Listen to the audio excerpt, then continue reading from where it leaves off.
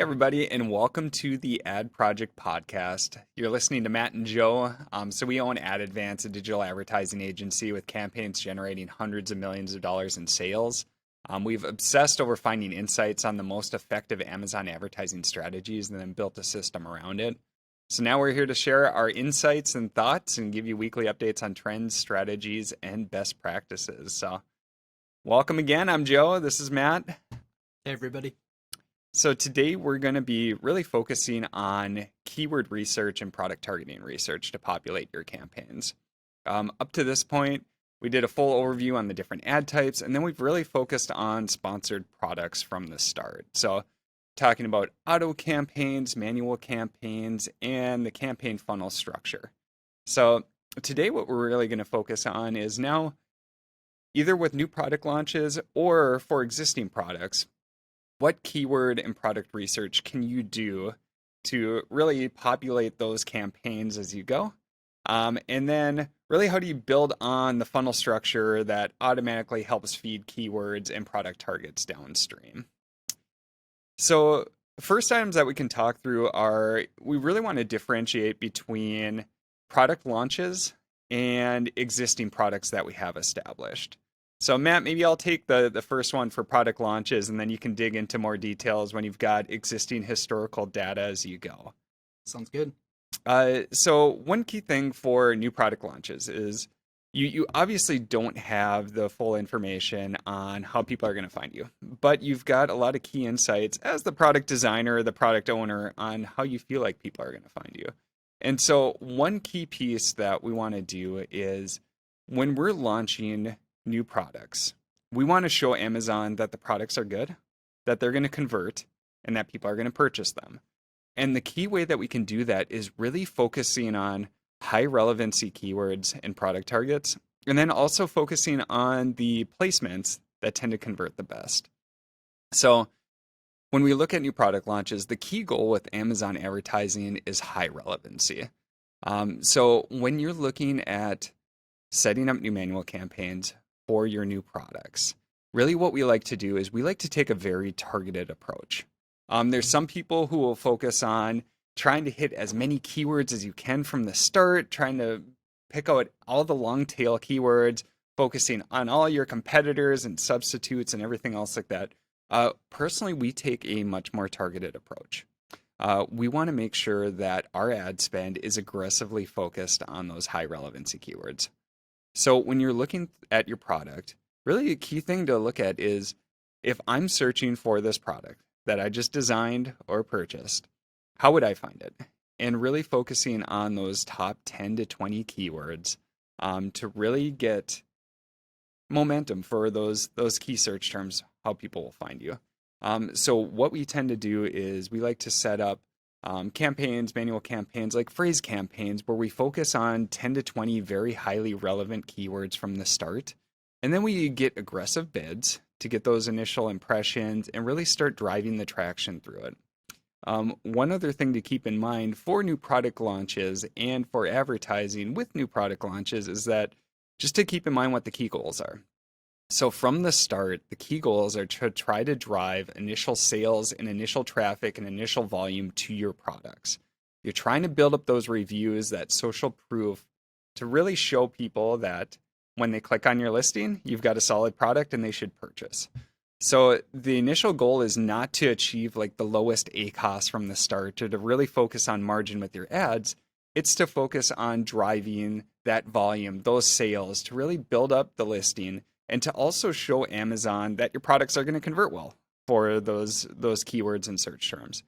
Once they start seeing that your products do convert well and turn into sales, that really helps to drive up the organic ranking now, because it's a great way to show Amazon if they type in a certain search term and they purchase, that this product is fully relevant for that. So those are key goals and outlines on really what to focus on for product launches. But Matt, maybe you can dig into it a little bit more. Like, how do you figure out when you're looking at new product launches, what's those keywords or those product targets that you're really focusing on? Yeah, so kind of get into keyword sourcing. For a new product launch, the first place I start is with the listings.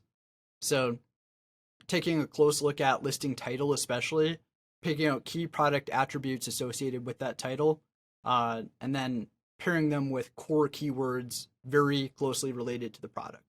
So if we have a product that's natural, organic, maybe like a protein shake, I would take a look at that listing title, pick out those descriptors, pair them with the highest relevancy product keywords, and target those in our campaigns. So if, for example, I was going to start out with some broad match keywords and I wanted to populate a few long tail keywords that are really high relevancy, I would maybe pick 2 to 3 product attributes and then perhaps the audience that the product's geared towards, and append them to mainstay keywords related to that product. So in the latter example, natural organic protein shake would be a great broad match keyword. I would use broad in an instance like that just so I can reduce the number of permutations, the quantity of keywords that I need to load.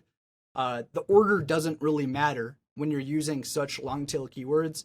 Whether somebody searches organic natural protein or natural organic protein, the search is the same. They're looking for the same product. So that's where broad really comes into play. And I'll start with a few of those really long tail broad keywords. Again, focused on product attributes and audience. One of the key benefits of going to the listing and focusing on listing title especially is that when you pick those keywords and somebody types them into Amazon search and an impression is triggered, that customer's search is going to be very closely related to the listing. They'll see that the listing title's close to their query.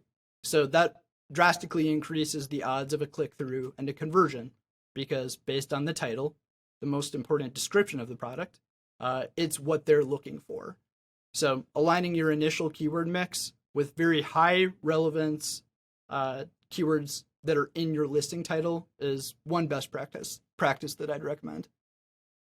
Yeah. And then some other pieces to add for that is, once you've found the highest relevancy keywords or product targets to really target for your product launches, what we really want to focus on then is being aggressive with the bids to make sure that we're maximizing impressions, clicks, and views to those keywords. If you start out too low on the bids, since Amazon doesn't have much for relevancy data on your products, they may not get shown, or they may be shown but at a much lower frequency than what you'd like to see. And so we like to be aggressive from the start and really generate that traffic, which then sends the signals to Amazon that these products are indeed converting well. And then once the relevancy figures go up, the cost per click that you need to get those placements goes down, along with your organic rankings going up, because Amazon's getting all these signals that, again, your product is converting really well for those keywords or those product targets. So be aggressive on the bids. And then the other piece to keep in mind too is that we want to focus on the highest converting placements. And if we're talking about sponsored products, and we'll get more into placement adjustments as we go in a further episode, but top of search tends to convert at about twice the rate of rest of search or product page placements. So if you go into your sponsored products campaigns and go into the placements tab, we like to boost top of search for new product launch manual campaigns to make sure that your ads are getting shown on for the highest relevancy targets, but also the highest converting placements. And this is another great message to Amazon that if they click on your ad and they convert, let's give it the best shot that we have to do that, which is combining these high relevancy keywords with the top performing placements. So Matt, we talked about new product launches, but what if you have existing data? So when we take over campaigns where they've already been running their ads, what other pieces are you looking for to populate those manual campaigns with? Yeah, so once we move past the product launch phase and traction's picked up, organic sales are coming in, that's where things get kind of fun with keyword research, and we can expand the list of targets, the types of targets that we use substantially. So at that point, one of the best sources that you can go to for new keywords, new keyword themes to target in your campaigns would be search term reports. So we perform tons of campaign reviews. One of the things that we always request are search term reports. The reason for that is because they show actual customer insights and they have behaviors that shoppers go through when they're searching for those terms. Do they buy your product? Do they click through? So it helps us to hone in on really unique types of keywords and new targeting strategies as our campaigns mature. One of the things that always surprises me is the number of search terms that aren't bid in manual campaigns when we take on a new client or when we perform campaign reviews. So we do a ton of campaign reviews for leads and people that reach out to us. And one of the checks we'll always run is how many search terms are converting, performing well, but aren't bid manually. They're not an independent target. And I found the percentage to be really high. We just took on a new client at the turn of the year. They had over 2/3 of their sale coming from search terms that they weren't directly targeting. In the first week, we plowed all of those search terms down the funnel into well-structured manual campaigns, and their sales went from about 15,000 per week to 25,000 per week in the first week. So massive growth in week one just by going to search term reports, grabbing those that are converting, putting them in manual campaigns. It's a major opportunity for new keyword product target research.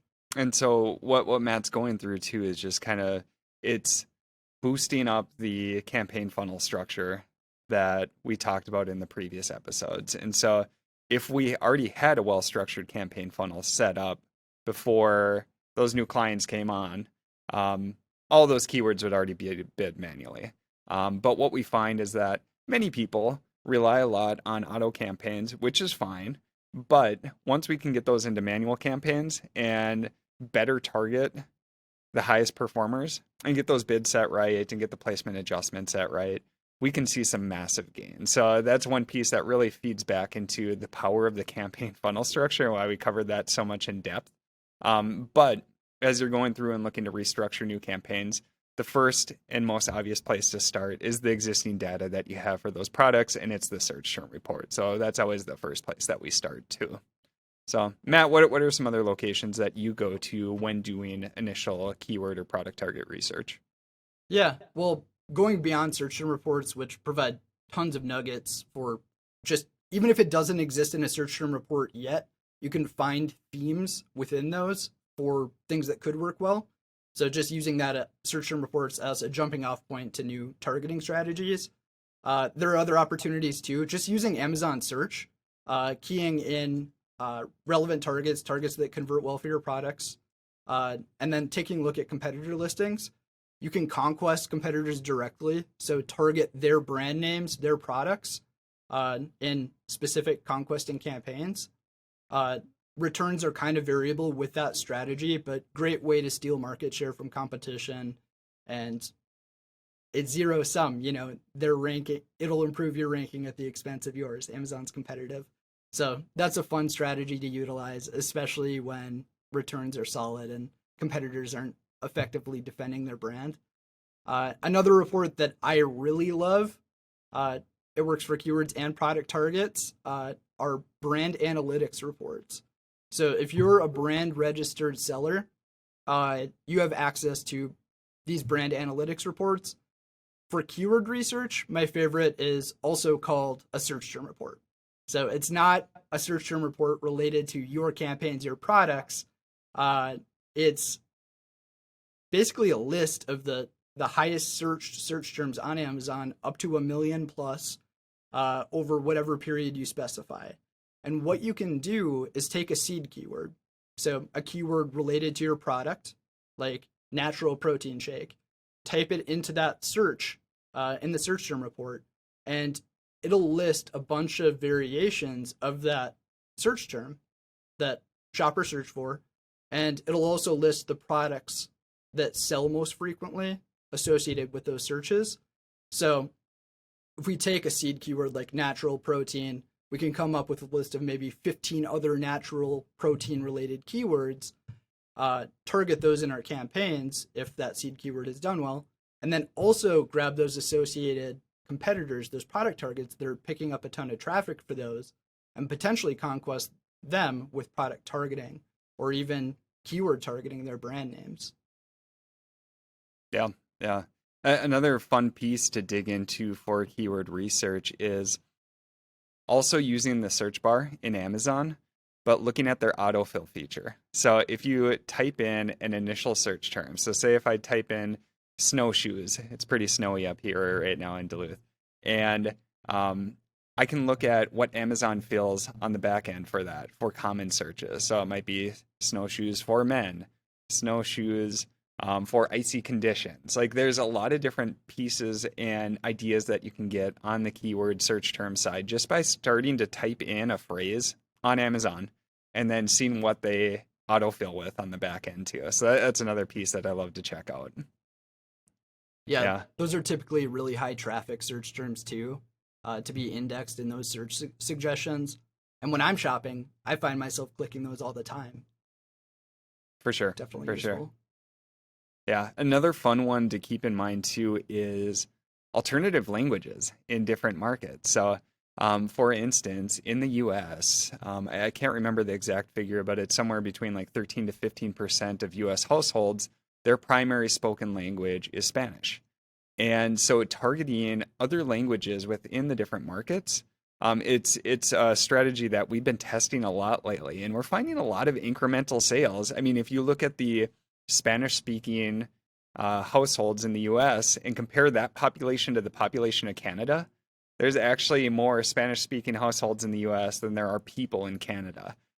So that's been another fun piece that we've been testing a lot lately and have seen some really good initial results. So while you can focus on, the primary languages like English in the US market, also looking at alternative languages because people may be searching in Spanish on Amazon.com.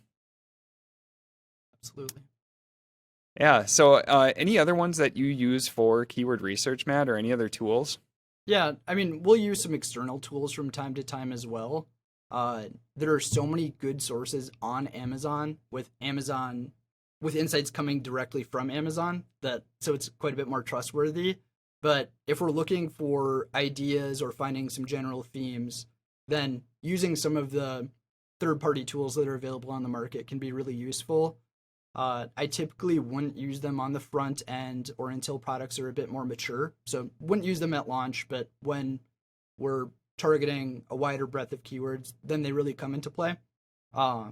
So occasionally we'll check out some of those third-party tools, take a dump of keywords, and then manually sift through it and make sure that they're relevant.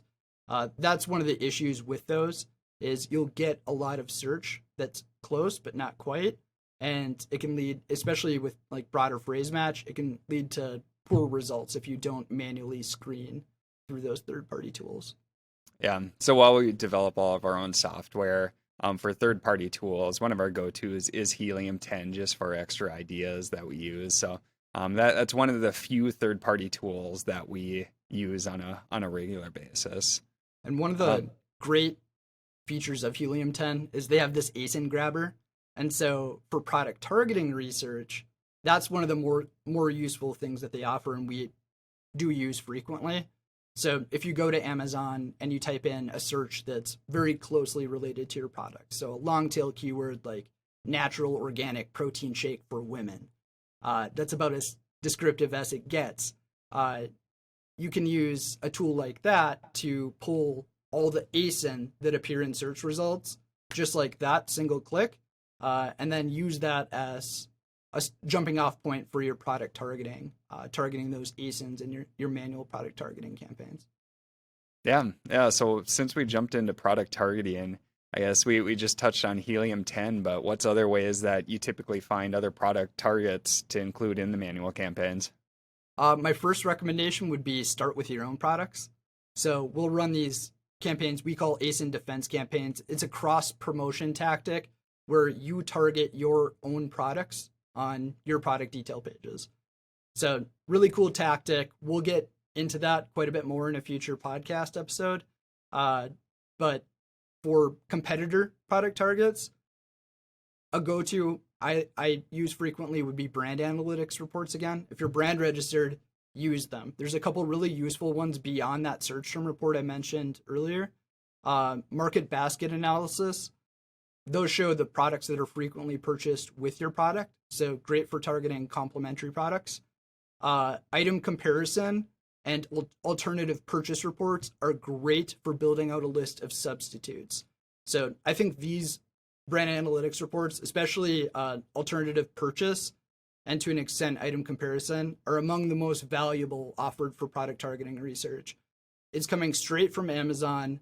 Their actual data analytics on what people are looking at, what people are buying in place of your own products. It's tied directly to your specific ASIN. So your ASIN will be listed in the first column and then competitor ASIN listed to the right.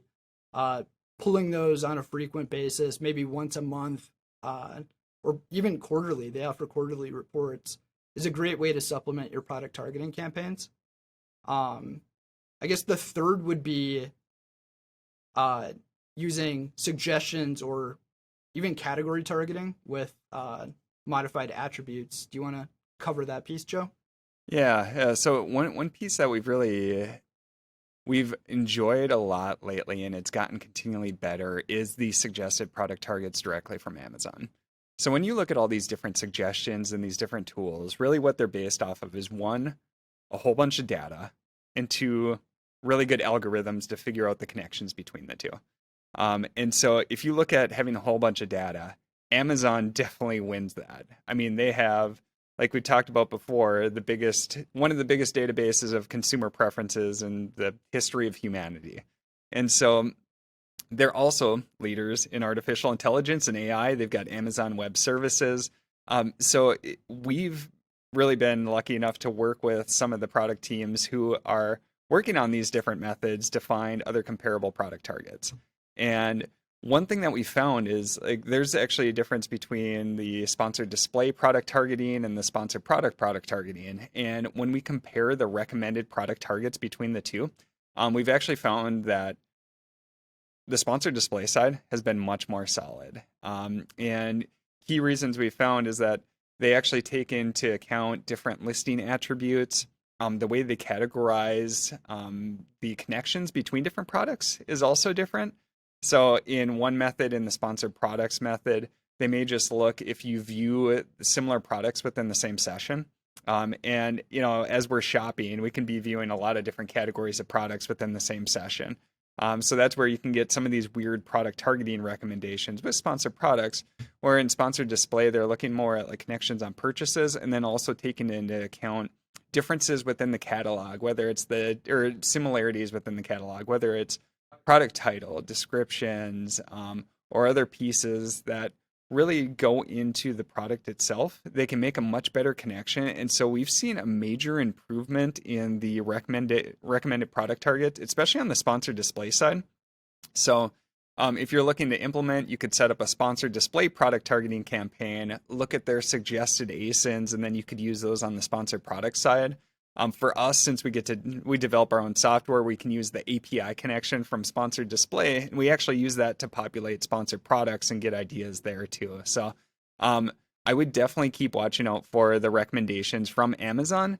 They have the biggest data set, and now it's just fine tuning the algorithms. The recommendations may not have been as good in the past, but they are continually getting better, and there's a ton of smart people that are working on this. So we're continuing to use those more and more frequently as we go, as the recommendations get better, and they're able to find ties that we personally wouldn't see just because we don't have that huge data set that they have. So another great source is sponsored display product targeting campaigns. Look at the suggested ASINs, and you can cross-utilize those on sponsored products. So we covered a lot on keyword research, product targeting research. Matt, any other pieces that you want to hit on before we wrap this up? Yeah, I guess just one final piece for product targeting. You can add category targets to your manual product targeting campaigns. And if you do so, you'll probably see mixed results across your catalog. One way to make sure those category targets really perform is to use the price modifiers.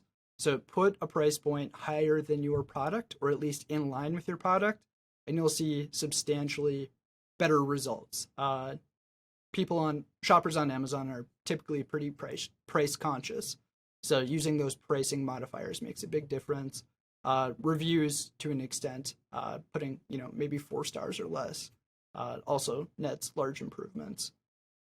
And what you can do then is, as those category targets convert, check your search term reports again and pick the individual ASINs that are matching to those category targets and target those individually as their own standalone product targets to fine-tune performance. You can target them based on their unique performance versus that of the overall category.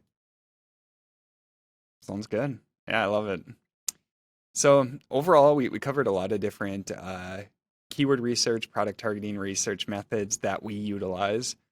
In the upcoming episodes, we're going to be focusing on other fun stuff like negative keywords, whether you use it for deduplication or how do you control performance, talking about actually setting bids, setting goals, placement adjustments. So a lot of fun stuff coming up.